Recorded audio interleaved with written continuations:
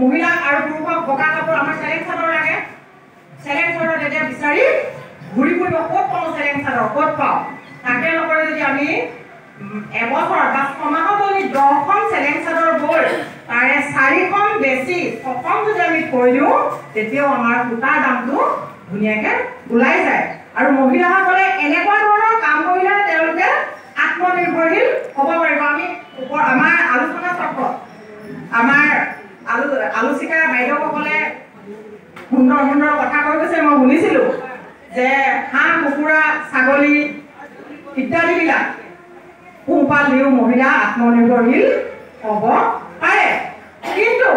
আমাৰ মহিলাবিলাকে আজিকালি বহু ক্ষেত্ৰত দেখা যায় যে যিসকল নৱপ্ৰজন্মৰ মহিলা তেওঁলোকে মোবাইলৰ লগতে ব্যস্ত ইয়াত থকা অৱশ্যে মই মহিলাক কোনো আই মাতৃকে এষাৰ কথা কোৱা নাই কাৰণ তেখেতলোকৰ মূল্যৱান দেখি ধৰিব পাৰি তেখেতলোক যে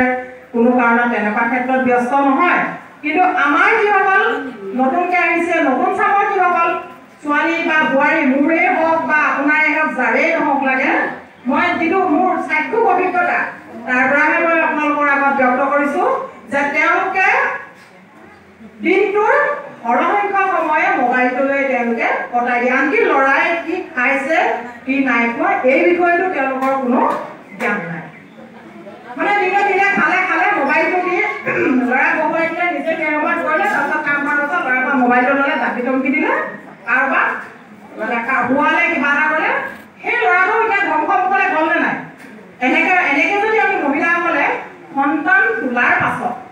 সন্তানৰ দায়িত্ব যদি আমি পালন কৰিব নোৱাৰোঁ মোবাইলটো দিয়ে যদি সকলো আমি ব্যস্ত কৰাই বা মোবাইলটোতে নিজেও ব্যস্ত থাকি যদি আমি সময়বিলাক পাৰ কৰোঁ তেতিয়া আমি কিন্তু মহিলা হিচাপে বা এগৰাকী নাৰী হিচাপে মহাত্মা গান্ধীৰ সপোনবিলাক কিন্তু আমি পূৰ কৰিব নোৱাৰিম আৰু চৰকাৰৰ যিবিলাক আঁচনি সেই আঁচনিবিলাকো কিন্তু আমি শুদ্ধৰূপে ৰূপায়ণ কৰিব নোৱাৰিম